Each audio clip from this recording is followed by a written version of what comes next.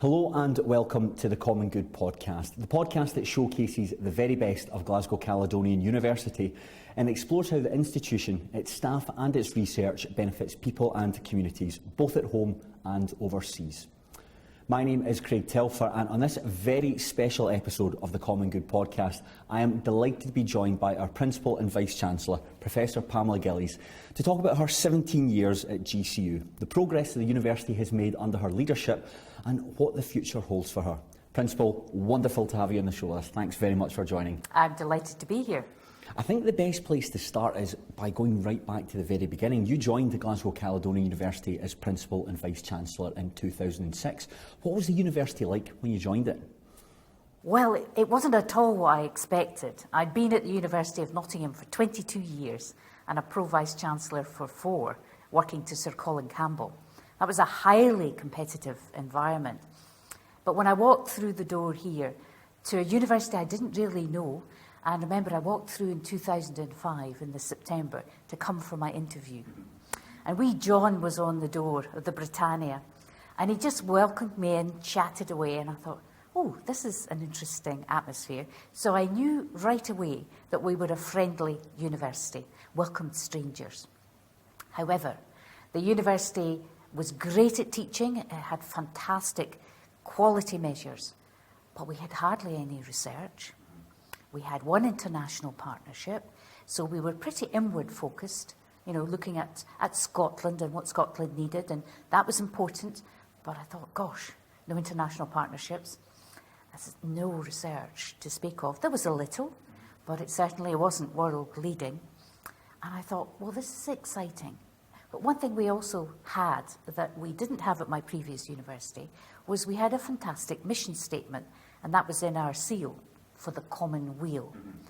And that was very attractive to me because I was a long-time lefty, as my previous Vice-Chancellor used to call me. I was his first female on his executive team. And he said, oh, you're my wee lefty. You're my social conscience, Pamela. So for the common weal attracted me. And I thought, oh, we can do something with that. Now, explain those key areas that you sought to change and develop. Principal, you've touched on them there, research, international partnerships. How did you go about expanding and developing that? So it all starts from the common good, the common weal, and that strong sense of collective purpose, that sense of belonging, that community spirit. That's the most important thing to develop for a university. At the University of Nottingham, it was about being best in the world at research. Well, loads and loads of places are great at research, but how many universities in the world can say that their main purpose is to be for the common good? So that was the most important conversation to start off in the university, and it was welcomed with open arms. But internationalisation was a bit tougher to handle. Some people said, oh my goodness, why do we need to be international? Have a more diverse student population and staff population. And I started to explain it was about developing excellence in research as well as improving our culture. So internationalisation was important, and that had to be developed through partnerships. Some of them were pretty controversial, We started a public-private partnership, a joint venture partnership with Into Foundation to create a foundation college. That was hugely successful in attracting agents to come and work with us and to help us reach out into the world.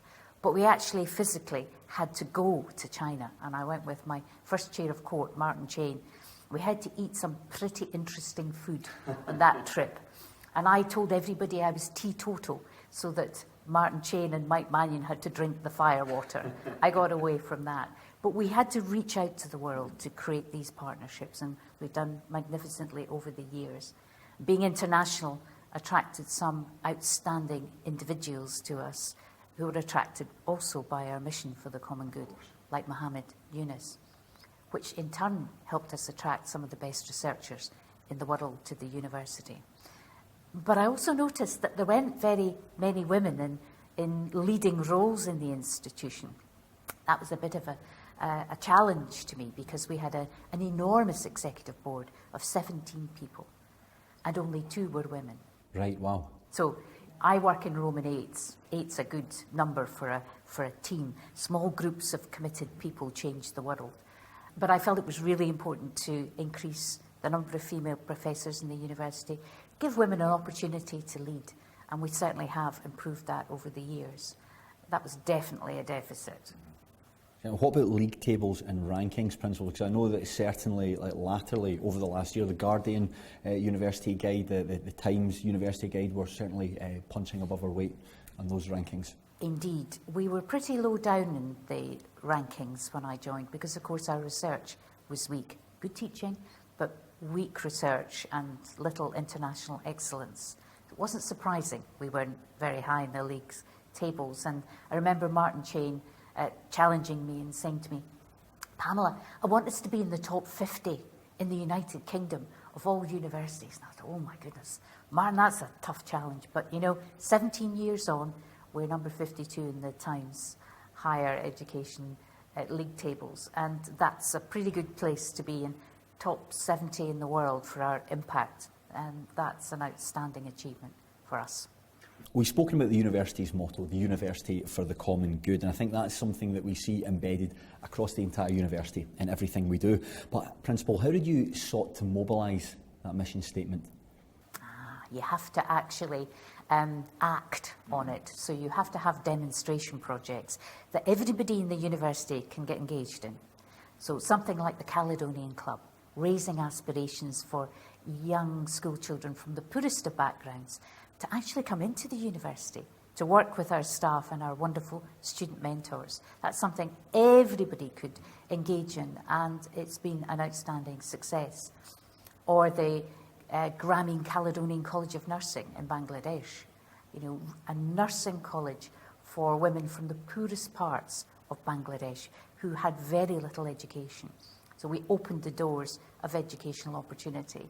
And not just our nurses went out there to support the development of that wonderful college, but our legal scholars, engineers, people from the business school, because we developed it as a social business, were able to take part and volunteer in growing that offer. That's what's exciting. That really stirs the blood, if you like, and gets people engaged when they can see the practical difference they can make in the world. But of course, we reached out locally because we're a fantastic anchor institution for our city.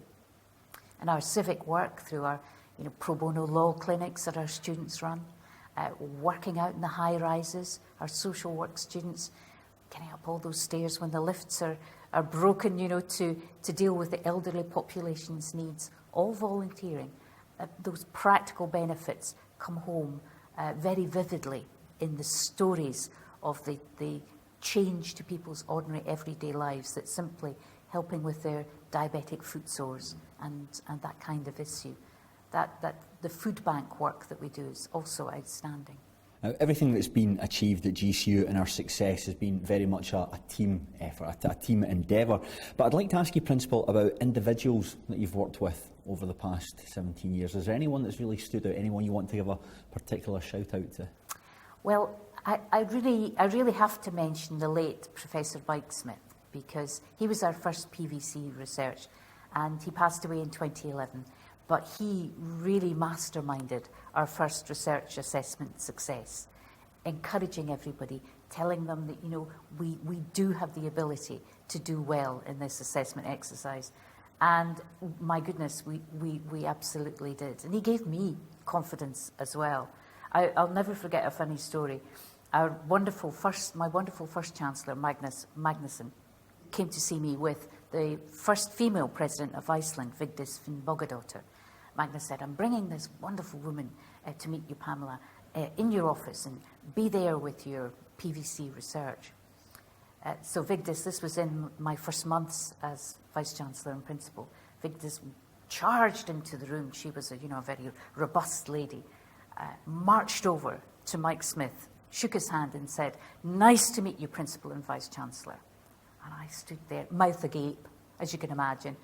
And she turned to me and she said, Pamela, you need to have more confidence in your ability to be a leader. Get rid of this imposter syndrome. Put your shoulders back. Project your personality and confidence. She said, I knew Mike was the PVC research, but you have to put your best foot forward. And she then very helpfully said, lose a bit of weight and get a running machine, which was, very good advice. Wonderful working with Muhammad Yunus, our Nobel laureate, and was astonished. I sent him a handwritten note through Azim Ibrahim, one of our local Bangladeshi academics, and he just took the note to Muhammad Yunus, and Yunus was charmed, came to the university, loved the people he met, loved what he saw. Outstanding for the university to have a Nobel laureate as our Chancellor, and then being able to attract Cam Donaldson and his team from Newcastle University, Sharon Hutchison and Claudia Escott from Public Health Scotland. We got on a wee bit of a roll, and then Annie Lennox saying, yes, I'll come and work with you because the university and your students and staff are doing such great work.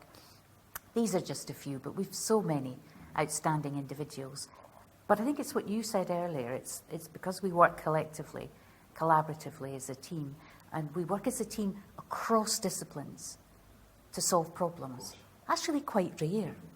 Academics like to stay in their wee disciplines, be it psychology or mathematics, or like me, epidemiology. But it's when you cross those disciplinary boundaries that you find solutions to the most complex problems in life. What about our students, Principal? We have got thousands of students who have gone to various far-flung parts of the globe to practice in industry and take up careers there. Are you particularly proud of their efforts?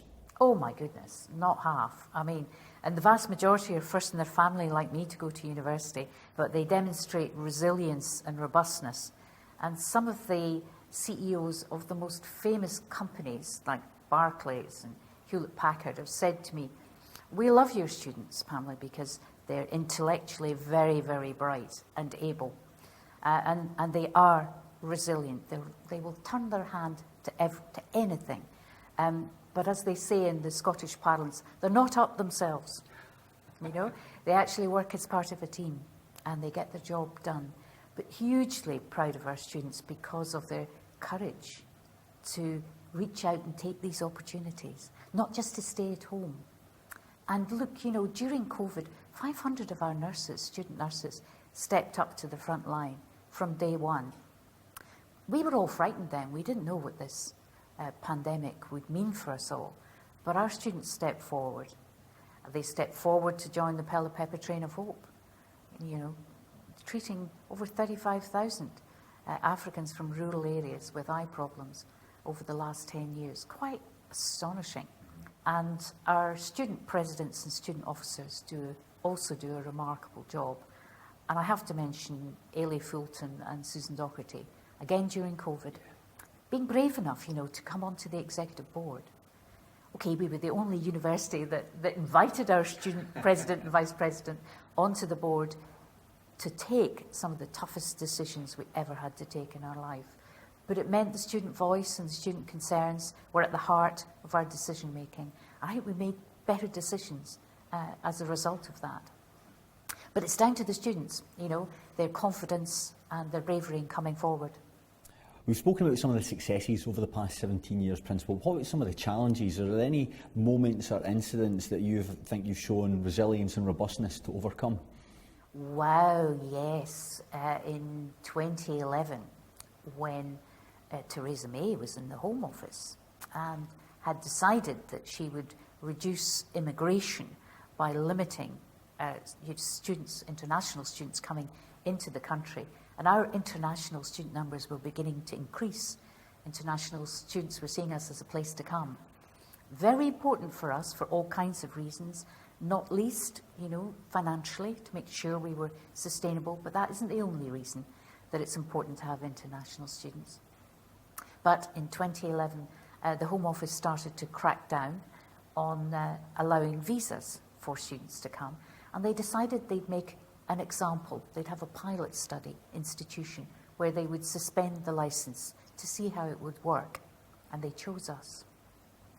And honestly, because I think they thought Glasgow Caledonian University, away up in Scotland, we're in Westminster, we'll just choose a wee Scottish university. I could be wrong here, but I think they probably thought, nobody will notice, we'll try it out on them.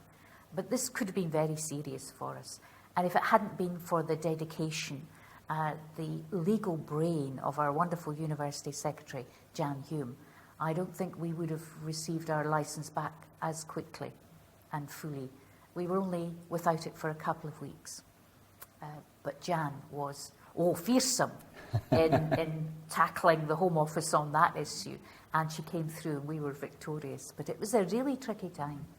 There's been a number of successes, Principal, but if you had to pick one of the successes from your 17 years, what's the one you're perhaps most proud of?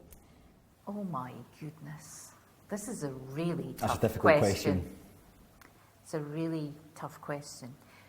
Because you see, there's always that thrill of joy at every single graduation ceremony when the students have all walked over the stage and the pipers played Scotland the Brave and everybody then cheers. It's such a wonderful feeling of satisfaction for everyone in the hall. And that's the one thing that happens again and again and again. For me, for nearly 90,000 students at Glasgow Caledonian University. But each and every individual student can then go out and make a big difference in the world, working with others. So rather than single out any one thing that the institution has achieved, I think it's the achievement invested in opening the doors of opportunity to our students that's most rewarding. Now, Principal, you are leaving Glasgow Caledonian University at the end of December. What does the future hold for you? Well, I hope it holds later rising in the morning would be nice. You know, not doing emails at 5:30 in the morning will be very nice indeed. It holds certainly, maybe doing what Vigdis said I should do way back 17 years ago, get fitter. But it holds writing 2 books, and I'm really excited to write one on public health with Professor Anthony Morgan, an old friend and colleague, and the other on values and developing positive culture in a university with the outstanding Caroline Parker. She's been instrumental in leading the charge to developing a good culture in our institution. She is, as I said, really outstanding. So those are 2 books I'm really looking forward to writing. I have worked with the Royal Society of Edinburgh on their research board, and I've been elected to the board of the European Women's Rectors Association. Brilliant. So I'll be mentoring new young female rectors across, they're actually vice-chancellors, they're called rectors in Europe, but across Europe, and I'm excited at that opportunity. I don't want to rush and take too many jobs on too quickly. I think that might be a mistake. Give myself a wee break. Get those Duracell bunny batteries charged up fully before I plunge into the next exciting adventure. My final question, Principal, if you were to look back and reflect on your 17 years at the university, how do you feel? A sense of satisfaction that we have achieved such a huge amount in terms of creating jobs, regenerating the city, providing opportunities for our students.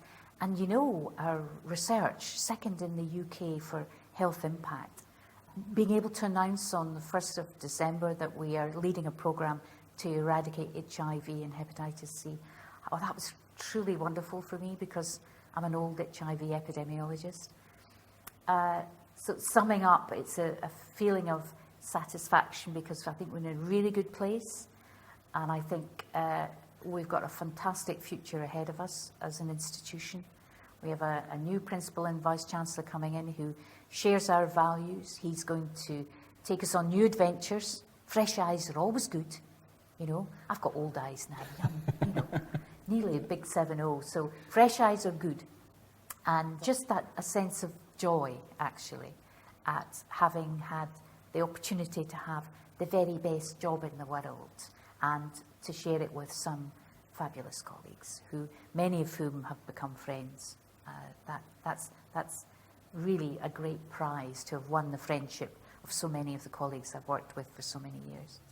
Well, Principal, it has been an absolute pleasure to get the chance to talk to you, and I'll say an absolute pleasure to work with you. I've been at the university for 10.5 years, and I think any time I've had the chance to work on a project with you or do some filming with you, it's always been great fun, so I'd like to thank you. You're very welcome. Thank you.